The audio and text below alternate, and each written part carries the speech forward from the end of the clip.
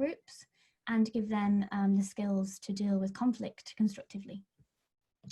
So yes, like I said, there's lots of resources that we'll send to you. You can check it in your own time. But here's an overview of what we're going to do. So first, exercise and focus will be on task and maintenance in teams. And then after that, we're going to go to conflict, and then we'll finally finish on empathy.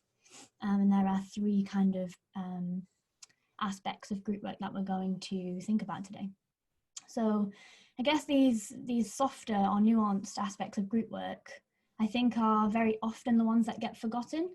And we hope that this workshop is a taster of what else is in the group work module, and you can recognise that these three things are quite important in group work.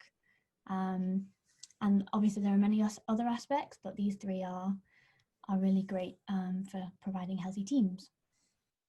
So before we do check-ins, we'd like to invite you to just participate in a little task, and we thought that we would like to ask everyone to pause for one moment and look at each other on the screen and smile. So we're going to do this for 1 minute, and yeah, each of us in this Zoom call today, we all want to build a better world, and that's a really beautiful thing. So let's connect and see each other. So come back in 1 minute.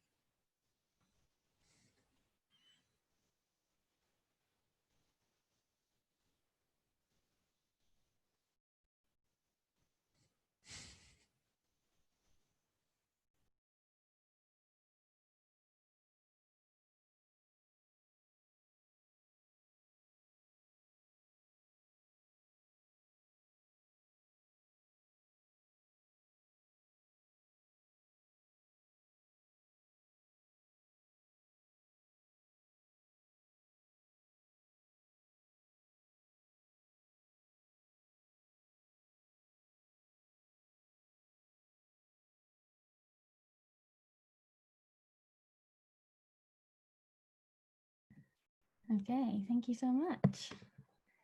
And Kerry, it was lovely to have your child smiling at us there as well. Really beautiful scrolling across the different Zoom screens and seeing everyone. So thank you. A foundation of good working in teams is actually, it's quite a simple thing, and we need to interpret each other's actions with the best of intentions and really see the good in what our teammates do in our groups.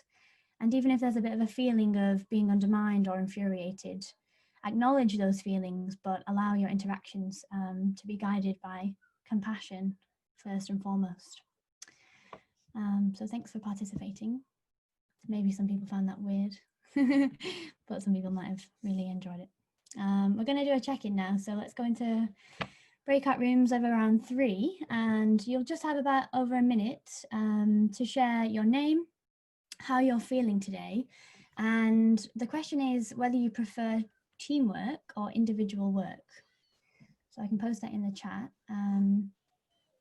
But this is, your personal response to the broad theme of the day. So, perhaps your personal experience of teamwork has been beset by challenges that distract from getting on with your work, but perhaps teams have helped you to generate ideas and bouncing energy off one another in really creative flows. So do you consider yourself a person that has a preference for teamwork or individual work, or maybe both?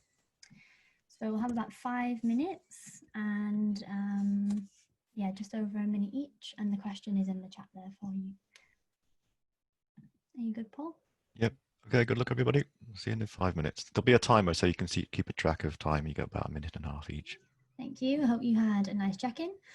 We're going to just share for just a couple of minutes, actually, and see people's thoughts on this. So, okay, thank you, everyone, for that. I'm going to pass to Paul now for the first section of our workshop.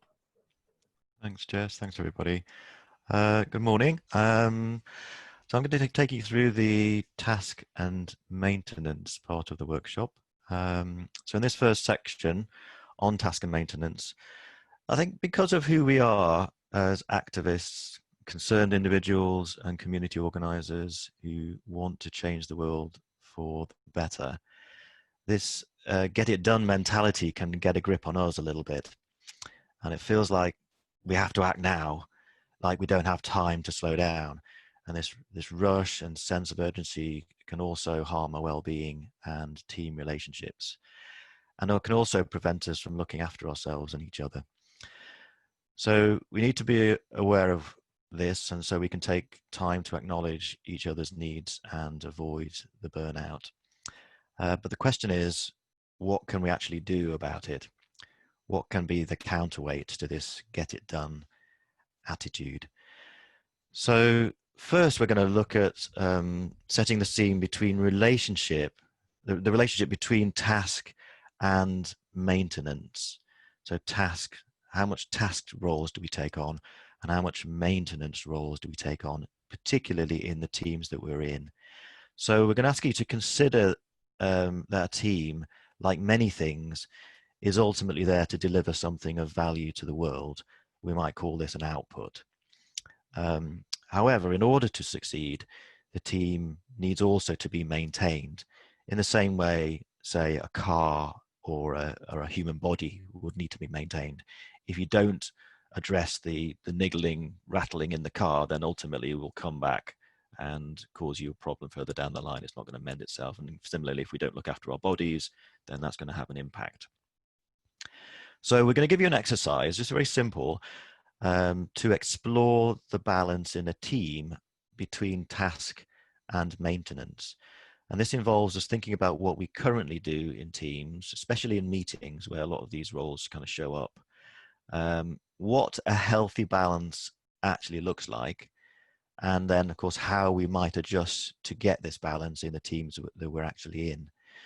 So this exercise is actually from a group called Seeds for Change, which is a national network that provides training geared towards stopping environmental devastation and creating socially just and sustainable alternatives.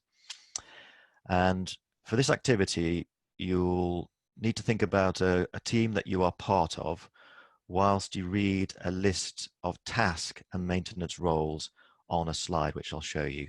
So you'll need to grab a pen and paper. So if you haven't got that handy, just grab one quickly now. And for that particular group, which of the task roles do you play and which of the maintenance roles do you play? So what roles do you play? Copy this into the chat. Jess, if you could do that, that would be great. And then what is the balance in the team between task and maintenance? Is it task heavy or is it maintenance heavy, or is it generally really nice balance? Okay, so we're going to give you 4 minutes of solo reflection time to just look at this slide and consider those two questions. So make a few notes about, you might want to make a notes of the task roles you do and the maintenance roles you do, and just generally think about the overall balance. Okay, I just need to share that screen. Okay, I'll just kind of answer Abby's question whilst you're finding it, Paul. So maintenance role, I kind of think a bit like of a connection role, like and communication. So like Paul's gonna share, and we'll have a list of kind of things that includes. But I think of it as like more like long-term maintenance of your team. So like how you communicate with each other and look out for each other. You can have a look at some examples there now, I think. Okay, 4 minutes.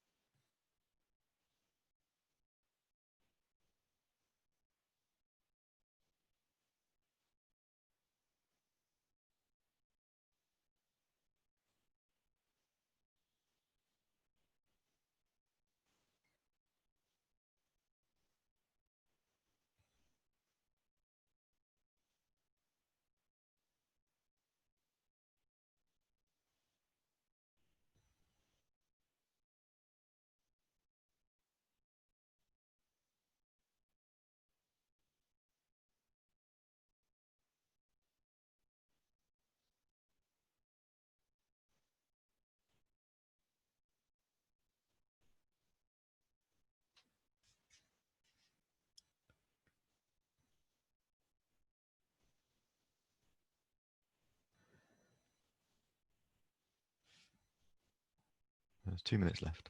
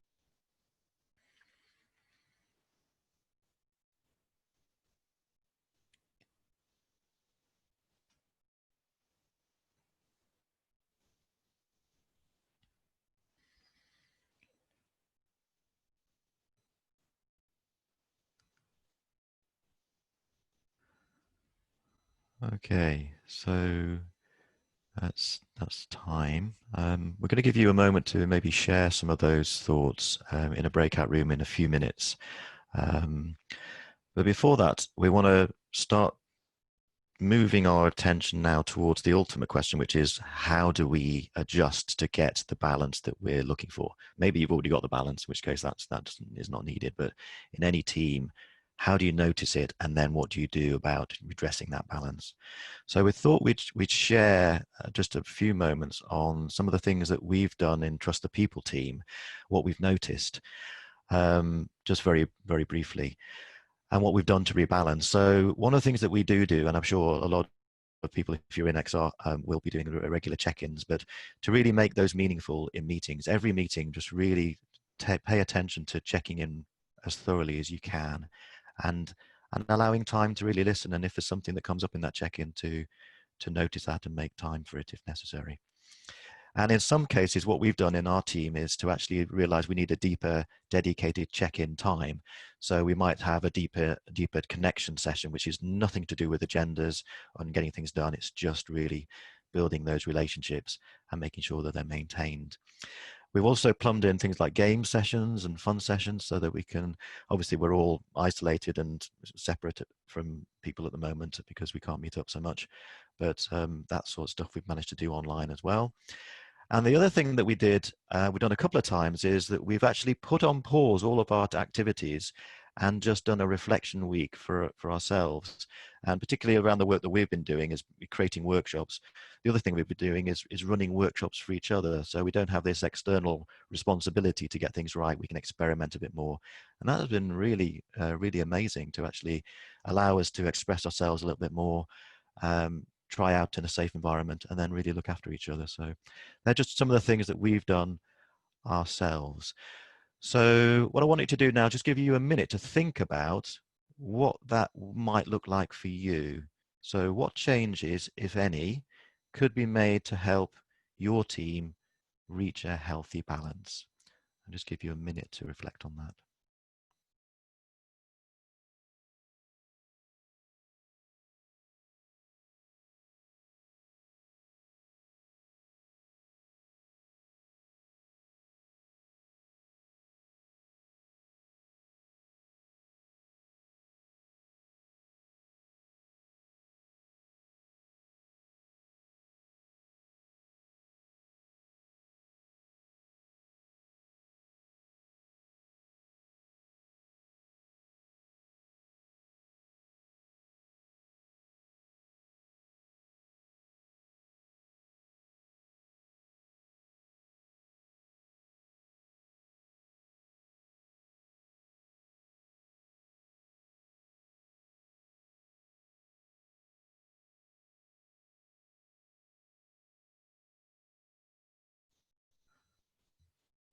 Okay.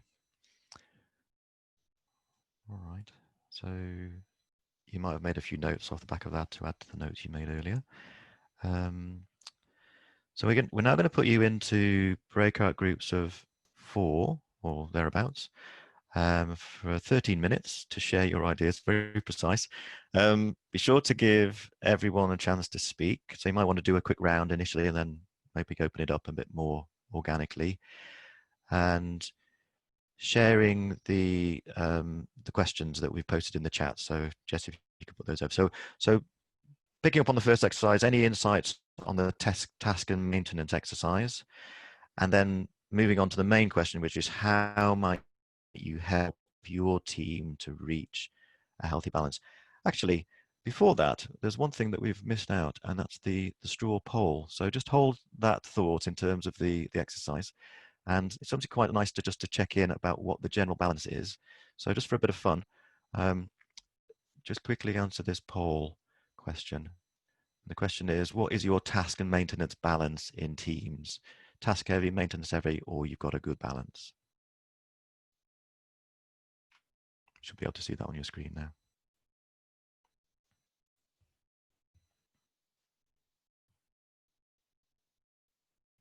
Can you see that? Yeah, we can. All right, it doesn't seem to be working. Yeah, I can see 48 out of 57 have replied so far. Oh, not showing on mine. 52 out of 57. Right. Can you tell me when it's done then, Jess? Will do. There's 3 more people. Last chance. Maybe it's people that aren't. I haven't got videos on microphones. That's probably us co-hosts. We're not allowed to vote. Oh yeah, good point. Okay, right. So if I end the poll, and if I share the results, but it doesn't seem to have any results for mine. Can you see that? Yeah, so we've got 54% of people are task heavy, 11% of people are maintenance heavy, and then 35% have a good balance. And that was pretty similar to Monday evening's workshop results as well. I think we've got a theme of task heavy people. Great. Okay, so it's interesting, isn't it? Because probably in the XR originated movements, we're probably quite good, better than most teams at looking after ourselves. But even now, we're still saying we need to do more. So that's something to reflect on in the breakouts. Okay, right. So over to the breakouts and take the time to listen to everybody and come up with some thoughts on how we might help our teams to reach a healthier balance in this respect. And then we'll do some sharing at the other end. Now then, just set out the breakout rooms. They're good to go. Sarah Louise, did you have a quick question? I saw your raised hand in the, okay. Okay. See you on the other side. Okay. Hello, everybody. Everybody. We always pause a little bit because sometimes people just take a little while longer just getting back, so we don't want to miss them. So hopefully that exercise was useful. Some of you have been already doing this, but if there's anything at any point you want to share in the chat, it's a great place to drop in resources or put in your group feedback. So we're going to do a quick 5 minutes of sharing. So the normal way, if you want to share anything on your reflections on how to make a team reach a healthy equilibrium between task and maintenance, write stack, or indeed you can just write your feedback in the chat as well. Wonderful, thank you for those shares. There's probably more we could have shared, but we've got limited time today. I'm going to hand back to Jess now. We're going to have a little 2-minute break, but I think Jess is going to just read something out before we do that. Yeah, thanks, Paul. Yeah, I think for those of us that aren't in XR, I just want to read our, and for everyone who is in XR, but I'm quite aware that maybe some people haven't heard this before, and it's quite nice. And we try to read this regenerative culture statement at the start of meetings and during things that we're doing and organizing with, because it's a really lovely statement that reminds us in each meeting and in each discussion to kind of not take on too much. So I'll just read that before we go for a break. So we are transitioning to a regenerative culture. It is a culture of respect and listening in which people arrive on time to commitments and deal with conflicts when they arise, using short feedback loops to talk about disagreements and issues without blaming and shaming. It is a culture in which we cultivate healthy boundaries by slowing down our yes and returning tasks when we are unable to follow through. It is a healthy, resilient culture built on care and support. We are all crew. So it's a lovely statement to be reminded of in this crazy busy movement that we're in. Okay, so let's take a quick break. We'll just do 2 minutes and then we'll come back about 11:02:03 and get started on the next part. So if you need a quick wee or a cup of tea, go now and we'll be back in a few minutes. And if you want to dance with me, then I'll probably put on some music.